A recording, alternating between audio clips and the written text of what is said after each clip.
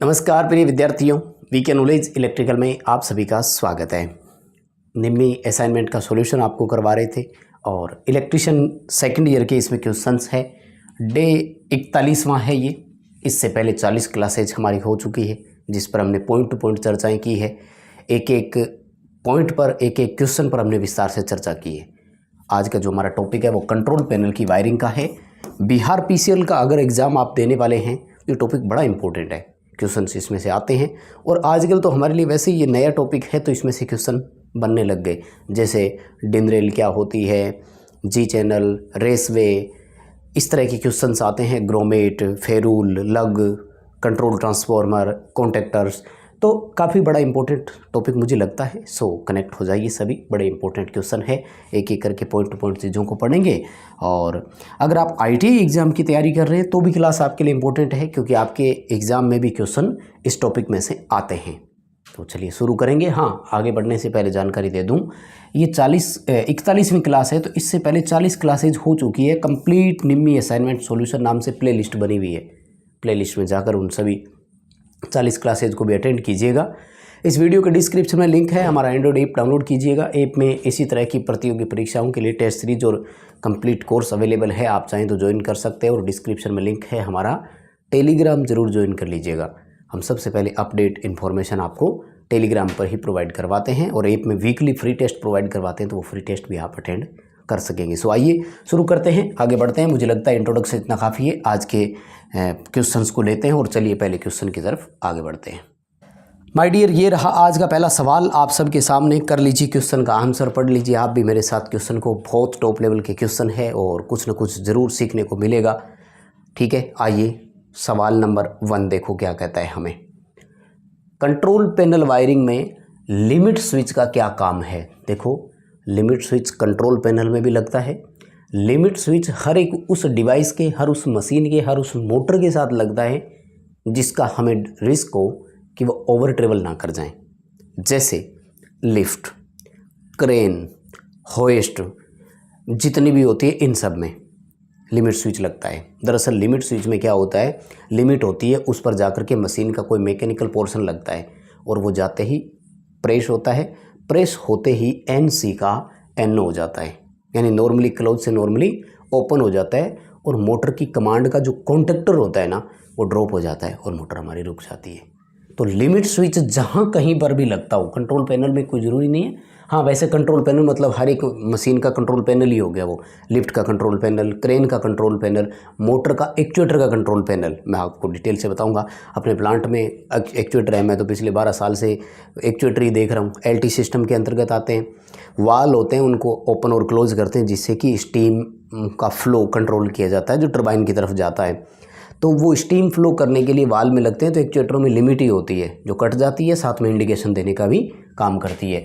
तो इसका काम रहता है हमेशा कि कोई भी मशीन ओवर ट्रेवल ना कर जाए, मतलब मशीन की डिस्टेंस को कंट्रोल करना कि जितनी डिस्टेंस हमने फिक्स कर दी थी वो वहाँ जाकर के मशीन हमारी रुक जाए।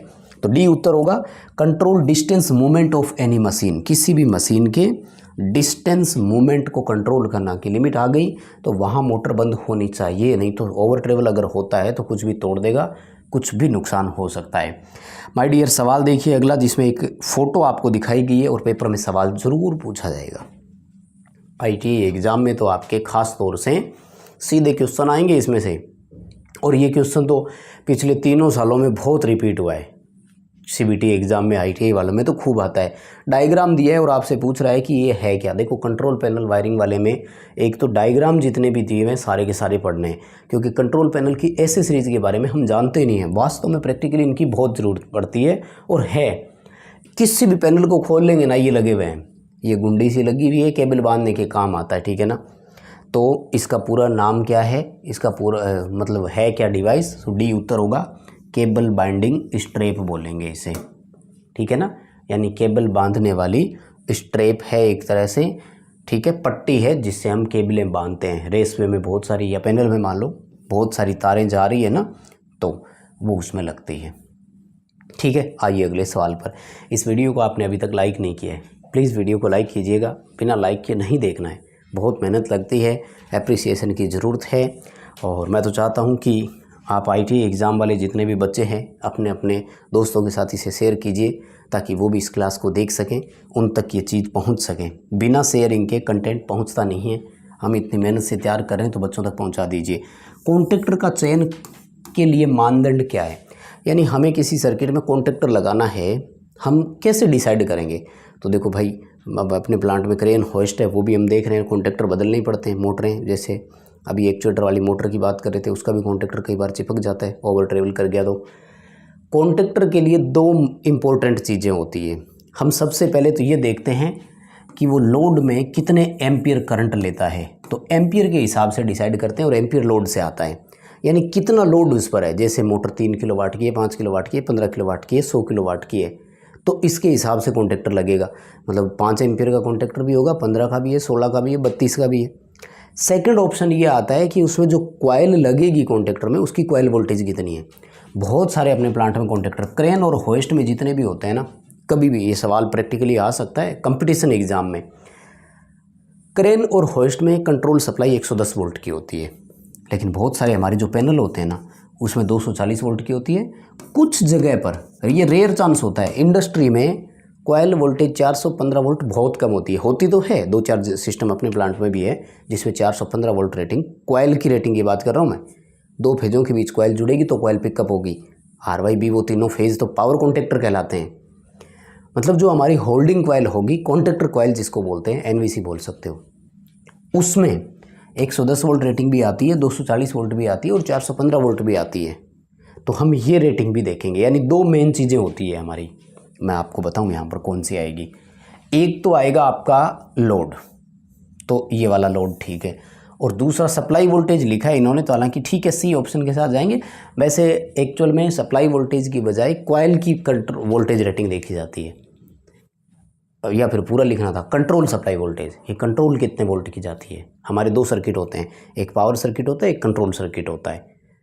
सी उत्तर करेंगे, सप्लाई वोल्टेज और लोड के अनुसार हम जो है वो डिसाइड करते हैं। ठीक है, अच्छा क्वेश्चन है वैसे, और कंपटीशन एग्जाम के हिसाब से तो ज़रूर आपको बहुत कुछ सिखाएगा, राइट। देखो अगला सवाल, देखो क्वेश्चन पूछ रहा है कंट्रोल सर्किट आपको दिखाया है। कंट्रोल सर्किट में बहुत बढ़िया क्वेश्चन है, एक ही बार में सारे बता दूंगा मैं। आगे जितने भी क्वेश्चन आएंगे आप उनके हिसाब से उत्तर करते रहेंगे। सवाल पूछ रहा है X द्वारा चिन्हित डिवाइस का नाम क्या है। देखो इसने तो यहाँ का दिया है, पर मैं आपको बता दूं ये कंट्रोल सर्किट है, और कंट्रोल सर्किट में ये जो यहाँ आपको दिखाया है ना, ये है हमारी NVC बोल दो, या होल्डिंग कॉइल बोल दो, या कॉन्ट्रैक्टर कॉइल बोल दो, ठीक है ना। इस कॉइल को देखो यहाँ से तो इसने न्यूट्रल दिया है, और यहाँ से देंगे हम फेज। कंट्रोल सप्लाई अलग से होती है प्लांटों में, सब जगह है, इसके लिए CST लगते हैं, कंट्रोल सप्लाई ट्रांसफार्मर बोलते हैं, जो 415 वोल्ट को 240 भी कर सकते हैं और 110 वोल्ट भी करते हैं। जितनी हमें आउटपुट चाहिए उतनी निकाल लेते हैं। होस्ट में सबके अलग अलग लगते हैं। ये चीज़ कंट्रोल पैनल वाला, ये जो आपका चैप्टर है ना, ये पूरा प्रैक्टिकली टिका हुआ है। अच्छे से जिस बच्चे ने सीख लिया, इंडस्ट्री में कभी मार नहीं खाओगे। प्राइवेट किसी भी कंपनी में भी चले जाओगे, जैसे भारत की बहुत बड़ी कंपनी है ABB, L&T, CG, सीमेंस, इन कंपनीज़ में अगर लग जाओगे कंट्रोल पैनल में काम करने के लिए तो कभी मार नहीं खाओगे। ये बहुत बढ़िया चीज़ है। तो देखो सबसे पहले ये वाला जो कॉन्टैक्ट आता है ना, ये यूँ ऐसे हमारा इस तरह का कॉन्टैक्ट, ये थर्मल ओवरलोड रिले का कॉन्टैक्ट होता है, और इसमें से NC लिया हुआ होता है। जैसे ही ओवरहीट होती है, ये कॉन्टैक्ट हमारा बाईमेटलिक स्ट्रिप होती है, मुड़ करके NO हो जाता है और मोटर ट्रिप हो जाती है। हमारा काम है इस कॉइल को सप्लाई देना। इसको जब तक लगातार सप्लाई मिलती रहेगी ना, ये मेन कॉन्टैक्ट को होल्ड करके रखेगी और हमारी मोटर जो है वो चलती रहेगी। ये किसी भी कारण से ड्रॉप हो गई ना, ये 2 तरीके से ड्रॉप होती है। या तो आप स्टॉप बटन दबा दो, इसको दबाएंगे तो ये NO हो जाएगा, ये NO हो जाएगा, सप्लाई कट गई, कॉइल फेल ट्रिप हो गई। या फिर ये ओवरलोड रिले आ जाए, ये NO हो जाए तो सप्लाई कट गई। तो ये ओवरलोड रिले का कॉन्टैक्ट है। उसके बाद में ये हमारा NC पुश बटन है, फिर ये हमारा NO पुश बटन है जो स्टार्ट कमांड के लिए काम में आता है। ये एक मेन कॉन्टैक्टर का NC कॉन्टैक्ट लिया हुआ है, नॉर्मली क्लोज, जो इंडिकेशन देता है मोटर में ऑफ का। तो जैसे ही पिकअप होगा ये NO हो जाएगा, NO हो जाएगा तो ऑफ का तो छूट जाएगा। और इसके साथ में एक और होता है जो पिकअप हो गया NC बनेगा तो जो ऑन का इंडिकेशन देता है। अलग अलग होते हैं। और ये हमारी कॉइल है बस। अब देखो सिर्फ और सिर्फ सप्लाई कहाँ अटकी हुई है, स्टार्ट कमांड पर। अगर मैं स्टार्ट कमांड को प्रेस कर देता हूँ तो NVC को सप्लाई मिली और मोटर चल गई ना, बट ये तो स्प्रिंग वाला स्विच है, पुश बटन है, जैसे मैं छोड़ूंगा फिर से ऑन हो जाएगा। तो फिर हम क्या करते हैं, एक इसके पैरेलल में कॉन्टैक्ट लगाते हैं जो कि मेन कॉन्टैक्टर के साथ होता है। हालांकि इसे अपने प्लांट में तो अलग से लगाते हैं, जो एड ऑन बोलते हैं, मेन कॉन्टैक्टर के ऊपर लगता है ये ऐसे। तो जैसे मेन कॉन्टैक्टर पिकअप हुआ, ये भी साथ में पिकअप होगा और NC बन जाएगा।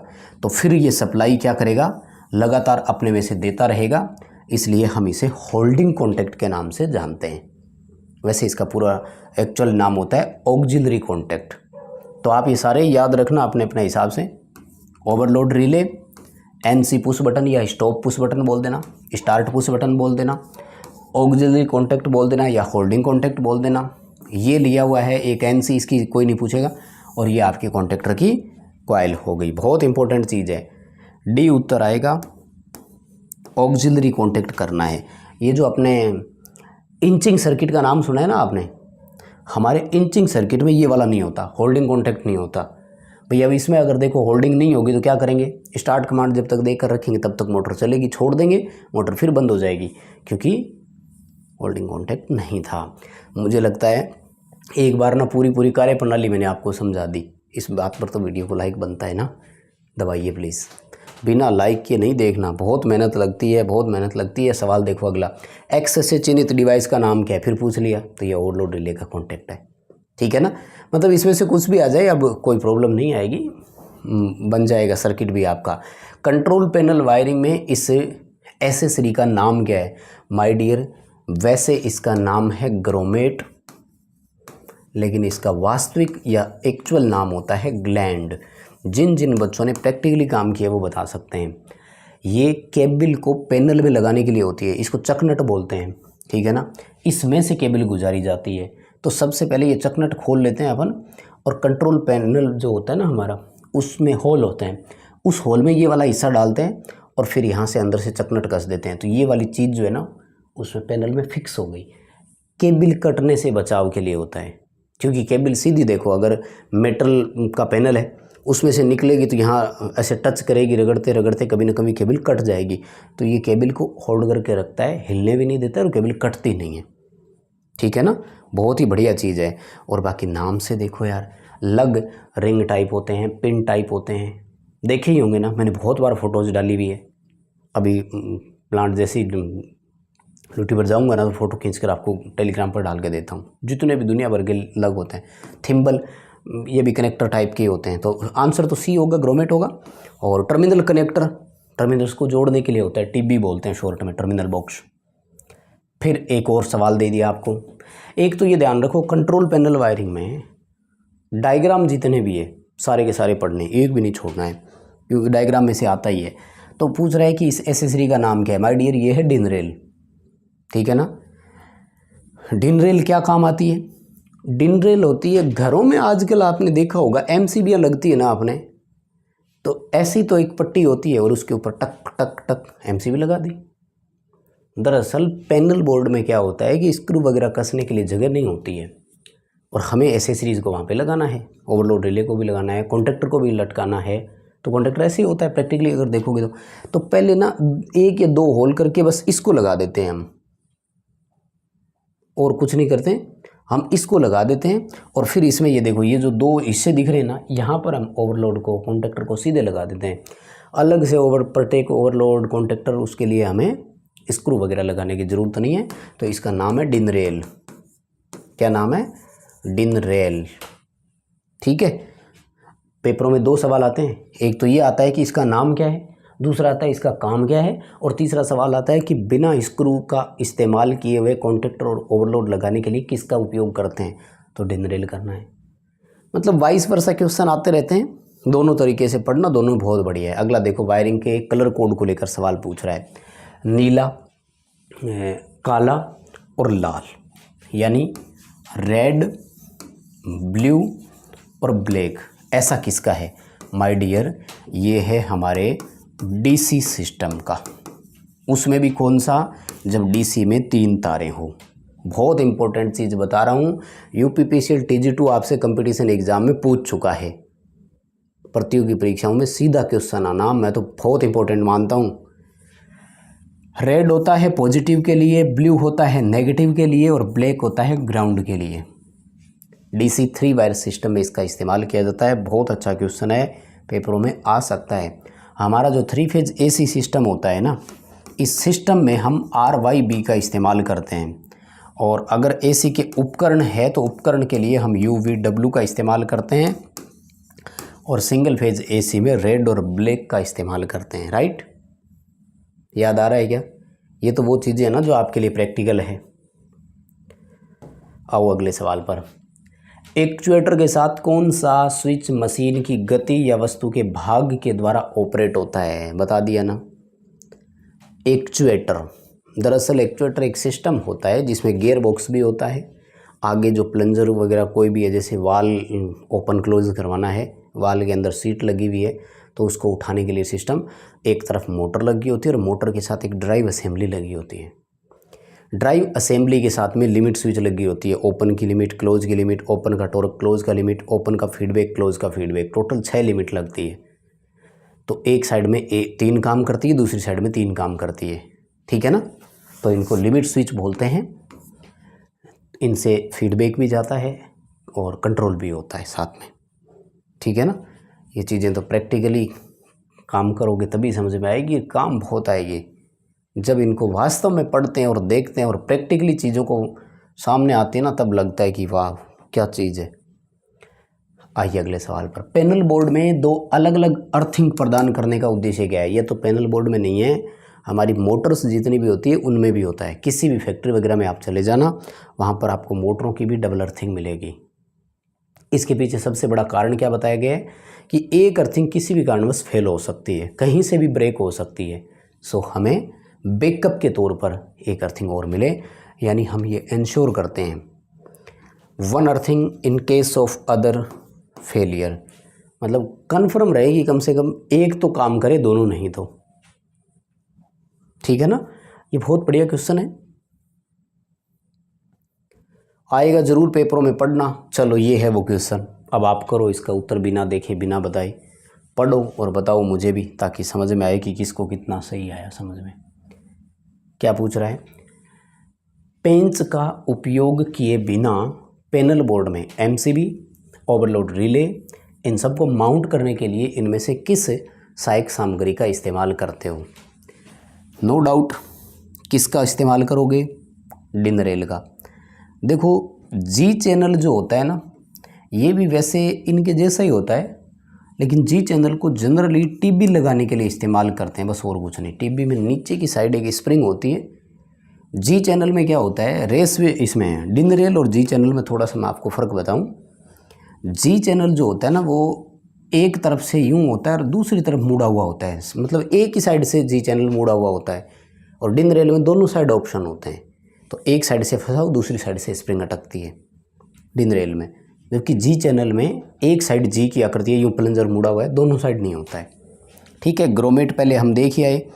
PVC चैनल जो होते हैं ना, ये हमारे कहलाते हैं रेसवे। क्या कहलाते हैं? रेसवेज। तो ये कंट्रोल केबल गुजारने के लिए होते हैं, या पावर केबल भी मान लो, केबल के ले जाने के लिए रास्ते होते हैं, ये PVC के बने होते हैं, रेसवे कहलाते हैं। ठीक है जी, सही चल रहा है क्या? कोई समस्या नहीं किसी को? मुझे कैसे पता लगेगा सही चल रहा है? आप अगर नंबर ऑफ़ लाइक्स बढ़ाएंगे तो पता लगेगा। यस, तो कर दीजिएगा लाइक। आइए सवाल पर। किस प्रकार का उपकरण मोटर को एक पैनल बोर्ड में हीटिंग और ओवरलोड से बचाता है? देखो, मोटर अगर लगातार ओवरलोड चलेगी ना, तभी मोटर ओवरहीट होती है और मोटर के जलने की रिस्क रहती है। हालांकि इसके लिए हम क्या लगाते हैं, हम ओवरलोड रिले लगाते हैं। मोस्टली ये रिले ओवरलोड के मामले में ध्यान रखना थर्मल रिले ही होती है। टाइम डिले रिले इसे कहा जाता है, मतलब ऑपरेट होने में भी टाइम लेती है और फिर रीसेट होने में भी टाइम लेती है। जब तक कॉन्टैक्ट ठंडा नहीं होगा तब तक रीसेट भी नहीं कर सकते अपन, है ना। ऐसे नहीं MCB की तरह कि नीचे गिरी फिर फटक से ऊपर कर दी, इसमें ये टाइम लेता है। ये ओवरलोड रिले आपकी अगर ऑपरेट ना हो तो बैकअप में फ्यूज होते हैं, और फ्यूज ही अगर काम ना करे तो मोटर नहीं फटती है। ऐसा हुआ है काम कई जगह। तो ओवरलोड रिले प्रॉपर काम करनी चाहिए। ओवरलोड की सेटिंग जो कि पता है कि कितनी है? बताओ, किसी को याद है तो। ओवरलोड रिले की सेटिंग कितनी होती है? 85% से 110% होती है रेटिंग के हिसाब से। यानी कोई मोटर अगर 100 एम्पीयर करंट ले रही है, मतलब रेटिंग वाली है, तो हो सकता है इसकी सेटिंग 85 एम्पीयर भी हो और हो सकता है 110 एम्पीयर तक हो। सवाल देखो अगला, पैनल बोर्ड असेंबली में किस उपकरण से बचा जाता है, यानी इनमें से कौन ऐसा है जो पैनल बोर्ड में नहीं लगता। देखो भाई, इंडिकेटर पैनल पे होगा, मोटर स्टार्ट है कि स्टॉप है कि ट्रिप है, क्या चल रहा है। Isolating switch, supply on off करने के बाद में एक और स्विच लगता है। पुश बटन, हाँ पुश बटन सिस्टम के पास भी लगते हैं और पैनल बोर्ड पे भी लगते हैं, जहाँ से चलाना हो पैनल बोर्ड से भी चला देते हैं। सेंसर जो होता है ना, ये हमेशा सिस्टम पर होता है, पैनल बोर्ड पे कोई काम नहीं है। जैसे स्पीड सेंसर है, डिटेक्टर है एक तरह का भाई, ये तो भाई डिटेक्ट करेगा ना। जैसे मान लो लिमिट स्विच है, तो लिमिट स्विच भी क्या है, एक तरह का सेंसर ही तो है, वही तो सेंस करता है कि यस लिमिट कट चुकी है, मुझे इतनी दूर का बोला था। तो सेंसर नहीं लगाते हैं हम उसमें पैनल बोर्ड में, ठीक है ना। ये सेंसर हमेशा किस में होगा, ये हमेशा सिस्टम के पास होगा, इक्विपमेंट के पास होगा, डिवाइस के पास होगा। अगला सवाल देखो, पैनल बोर्ड में कौन सा डिवाइस ओवरलोड और शॉर्ट सर्किट से बचाता है। अब ध्यान से सुनना, पहले वाला था हीटिंग और ओवरलोड, इसलिए ओवरलोड रिले आया था। इसमें ओवरलोड और शॉर्ट सर्किट है, इसलिए रिले नहीं आएगी। रिले ओवरलोड से तो बचाती है, रिले शॉर्ट सर्किट से नहीं बचाती, क्योंकि शॉर्ट सर्किट में करंट इंस्टेंट बढ़ती है और ये तो डिले रिले, ये तो धीरे धीरे गर्म होके, ना मैं तो गर्म अभी हुई नहीं हूँ, मैं क्यों ट्रिप हूँ, रेखीय प्रसार गुणांक पे काम करती है ना, तो ये तो हटने में टाइम लेती है। इसका डी उत्तर आएगा, MCB, ठीक है ना, मिनिएचर सर्किट ब्रेकर। ये ओवरलोड और शॉर्ट सर्किट दोनों में प्रॉपर वर्क करता है। केबल तार को गुच्छा करने के लिए हम केबल बांधते हैं, इसके लिए किसका इस्तेमाल करेंगे माय डियर, इसके लिए स्पेशल एक टाई आती है जिसे केबल टाई बोलते हैं। हम तो क्या बोलते हैं, केबल टाई। इन्होंने पूरा लिखा है नाइलॉन की बनी हुई टाई, तो ठीक है नाइलॉन की टाई बोल देना, है ना, ताई नहीं है टाई, ताऊ ताई वो अलग चीज़ होती है, सॉरी। तो सी उत्तर करना, नाइलॉन टाई आएगा। हम तो सीधा ही बोलते हैं केबल टाई, ले आओ केबल टाई डाल दो, इसमें होता है। आगे देखो, जी चैनलों का उपयोग है, आ गया ना। तो ये जी चैनल जनरली टीबी लगाने के इस्तेमाल होते हैं, फॉर फिक्सिंग टर्मिनल कनेक्टर्स आएगा। ये तो प्रैक्टिकली कभी आप देखेंगे तो ही समझ में आएगा। बट क्वेश्चन बहुत शानदार है, आपके ITI के CBT एग्जाम में तो डायरेक्ट क्वेश्चन मिलेंगे आपको। जितने बता रहे हैं इस क्लास में पढ़ लेना, बहुत इंपॉर्टेंट है, एक भी नहीं छोड़ना है। और कंपटीशन एग्जाम में तो देखो आजकल सवाल आ ही रहे हैं, खासतौर से अगर बिहार PCL में जाना है तो बिहार PCL में सवाल इसमें से आएंगे। UP PCL TG2 में पहले ही आ चुके हैं, मतलब कुल मिलाकर सबके लिए नया टॉपिक है यार, कवर कीजिए ना। आइए, किस सर्किट में लिमिट स्विच का उपयोग करेंगे। लिमिट स्विच कहाँ लगनी चाहिए, जहाँ पर ट्रेवलिंग हो रही हो। ट्रेवल कौन कर रहा है, लिफ्ट ट्रेवल करेगी भाई। स्ट्रीट लाइट में लिमिट स्विच का क्या काम है बताओ, है कि सुबह होते लाइट अपने आप बंद हो जाए, तो कोई घूम थोड़ी रहा है। लिमिट स्विच हमेशा ड्राइविंग सिस्टम के साथ होगी, ये ध्यान रखना, मोटर सर्किट के साथ होगी हमेशा, ठीक है ना। हाँ, मोटर कंट्रोल सर्किट इन्होंने यहाँ लिखा है तो इसमें मान लेते हैं, लेकिन कौन सी मोटर है फिर, है कि नहीं। जैसे कंटिन्यू चलने वाली मोटर है तो वहाँ कोई लिमिट स्विच थोड़ी लगता है, इसलिए ए ऑप्शन ही सही रहेगा, लिफ्ट आएगा इसमें। हाँ, अगर क्रेन, होइस्ट, एक्चुएटर ये ऑप्शन में आ जाए तो वो भी कर देना। क्रेन अगर ऑप्शन में आ जाए तो वो भी आपको करनी है, और एक्चुएटर अगर आ जाए तो वो भी करना है। कोई भी वाल्व वगैरह होता है ना वो वाले। एक संयोजक में कंट्रोल सर्किट और पावर कॉन्टैक्टर का कैसे चयन किया जाता है। यस माय डियर, ये है वो क्वेश्चन कि वो कंट्रोल का है कि पावर का है। सी उत्तर आएगा, एज पर NVC रेटिंग, कॉइल की रेटिंग से डिसाइड होगा, ठीक है ना। जैसे 240 वोल्ट, 110 वोल्ट, 415 वोल्ट, ठीक है ना। यानी हमें कॉन्टैक्टर कितने का चाहिए, 415 वोल्ट का, तो ये तो होगी पावर की रेटिंग। अब इसकी कॉइल वोल्टेज और देखेंगे वो कितने की है। कॉइल वोल्टेज 110 भी हो सकती है, 240 भी हो सकती है, कुछ जगह 415 भी हो सकती है ना। इसकी मुझे याद दिलाना, कल दिन में कोई भी बच्चा एक मुझे मैसेज कर देना, मैं आपको इसका फ़ोटो सेंड करूँगा, मतलब ग्रुप में डाल दूँगा। सवाल देखो, क्वेश्चन था ऑफ लोड कौन सा स्विच ऑपरेट होता है। बहुत ही बढ़िया क्वेश्चन है, ये तो कंपटीशन एग्जाम में है। मतलब हमेशा तब ऑपरेट करना है जब लाइन पर कोई लोड नहीं हो, तब करना है जब लाइन डी एनर्जाइज हो, जब लाइन ऊर्जित नहीं हो। हमेशा बिना भार के प्रचालित होता है, हमेशा सप्लाई ऑफ करने के बाद ऑपरेट होता है। ब्रेकर पहले ट्रिप होना चाहिए। जितने भी लैंग्वेज बोलिए कंपटीशन एग्जाम में इतनी ही भाषा आई हुई है, ऐसे ही क्वेश्चन पूछेंगे, ठीक है। तो आइसोलेटिंग स्विच आएगा, ठीक है ना। आइसोलेटर ही होता है वो स्विच जो हमेशा नो लोड पर ऑपरेट होता है, ठीक है। बस माय डियर, यहीं रोकेंगे आज की क्लास। उम्मीद करता हूँ बहुत अच्छे से कवरअप किया है, चीज़ें समझ में भी आई होगी। लाइक किए बिना नहीं जाएंगे, डिस्क्रिप्शन में लिंक है, ऐप डाउनलोड ज़रूर करेंगे, फ्री टेस्ट अवेलेबल है, आप अटेंड कीजिए और टेलीग्राम ज्वाइन कर लीजिए, वहाँ पर अपडेट देते रहते हैं। बहुत धन्यवाद।